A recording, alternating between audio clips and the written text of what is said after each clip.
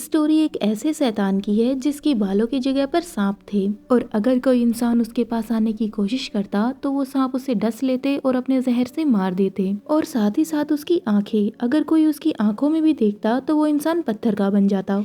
कई हजारों सालों पहले ग्रीक के कुछ योद्धाओं और राजाओं ने उसे मारने की कोशिश की, लेकिन कभी भी कोई इसमें कामयाब नहीं हो पाया। यहाँ तक कि कभी कोई उस राक्षस को मारने गया तो वो वापस नहीं लौट पाया और वो सभी योद्धा उसकी आंखों की वजह से एक पत्थर की मूर्ति में बदल गए। तो आज की वीडियो में हम बात करेंगे मेड्यूसा की, जो कि ग्रीक माइथोलॉजी की रियल स्टोरी है। इस कहानी को सुनकर आप चौंक जाओगे, क्योंकि इस कहानी में एक लड़की को उस गलती की सजा मिलती है जो उसने की ही नहीं, और उसे एक ऐसी सजा दी जाती है जिसकी वजह से वो एक सुंदर लड़की से बदसूरत राक्षस बन जाती है। तो ये कहानी है मेड्यूसा की। एक समय पर मेड्यूसा पृथ्वी पर रहने वाली सभी औरतों में से सबसे सुंदर मानी जाती थी। मेड्यूसा दो समुद्री देवता पोसेस एंड केटो की बेटी थी। मेड्यूसा की दो बहनें भी थी और इसके साथ साथ मेड्यूसा एक प्राचीन देवी एथेना की भक्त भी थी। एथेना ग्रीक रिलीजन के देवताओं के राजा जियूस की बेटी थी, जिससे जियूस काफी ज्यादा प्यार करता था और इसीलिए जियूस ने एथेना को काफी ज्यादा शक्तियां दे रखी थी।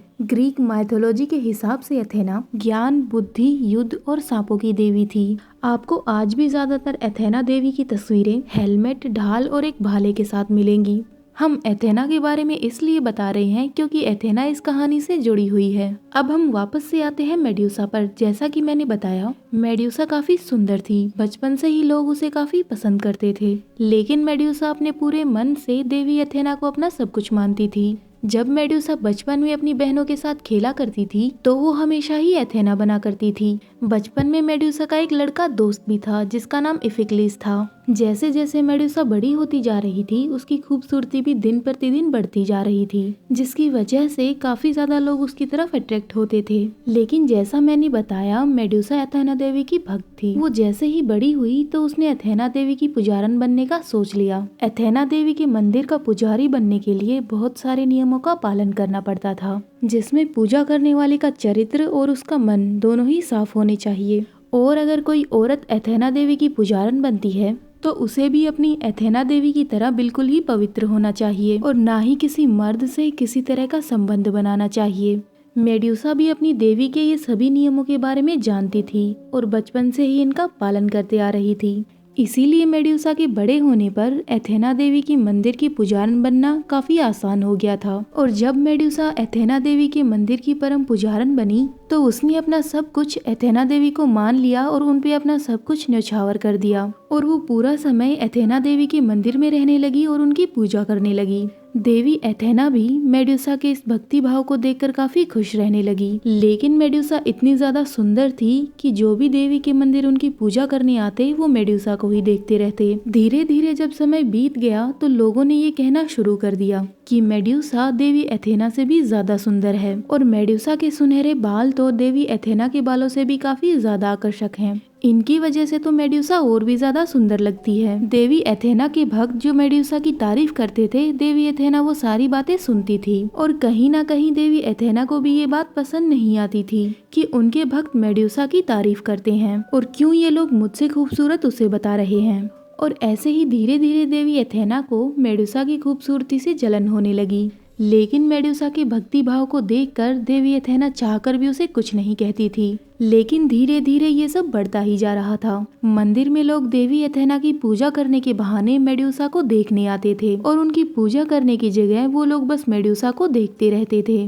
एक दिन देवी एथेना बस ये सोच रही थी कि वो आखिरकार मेड्यूसा का क्या करे। इसी बीच समुद्र के देवता पोसीडोन ने देवी की इस बेचैनी को देखा। उन दिनों देवी एथेना और समंदर के देवता पोसीडोन के बीच बहुत ज्यादा दुश्मनी थी, क्योंकि कुछ समय पहले उन दोनों के बीच बहुत ज्यादा लड़ाई हुई थी। वो दोनों ही हेवन के एक खूबसूरत शहर पर कब्जा करना चाहते थे। इसी वजह से उन दोनों के बीच लड़ाई हुई और उस लड़ाई में युद्ध की देवी एथेना पोसीडोन से जीत गई और यहीं से पोसीडोन और युद्ध की देवी के बीच बहुत ज्यादा दुश्मनी हो गई थी। इस युद्ध में पोसीडोन ने हार तो मान ली थी, लेकिन वो एक ऐसे मौके की तलाश में था जिससे वो देवी एथेना से इस चीज का बदला ले सके। और पोसीडोन को पता चल गया कि एथेना का ध्यान उसकी सबसे सुंदर भक्त मेड्यूसा के ऊपर है। तभी पोसीडोन ने सोच लिया कि ये सुंदर लड़की देवी एथेना से बदला लेने के लिए बिल्कुल सही है। एक दिन जब मेड्यूसा देवी एथेना के मंदिर का सामान लेने बाहर गई हुई थी, तब पोसीडोन ने मेड्यूसा को पीछे से आवाज दी।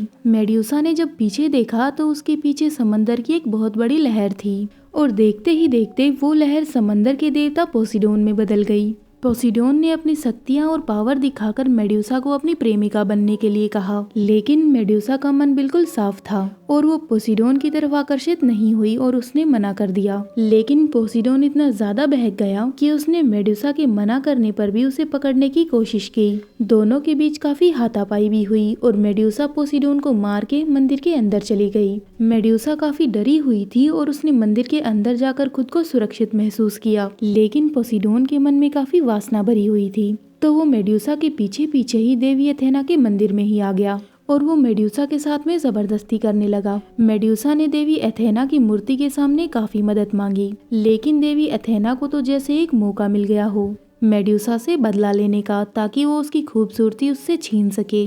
इसीलिए देवी एथेना ने मेड्यूसा की कोई मदद नहीं की। पोसीडोन मेड्यूसा के साथ जबरदस्ती इंटीमेट हो गया। उसके बाद पोसीडोन वापस से समंदर में चला गया। उसने अपनी हार का बदला ले लिया था एथेना की सबसे अच्छी भक्त के साथ। उसके बाद देवी एथेना अपनी मूर्ति से बाहर आती है और मेड्यूसा से कहती है, तुमने मुझे और मंदिर को अपवित्र किया है, इसकी तुम्हें सजा मिलेगी।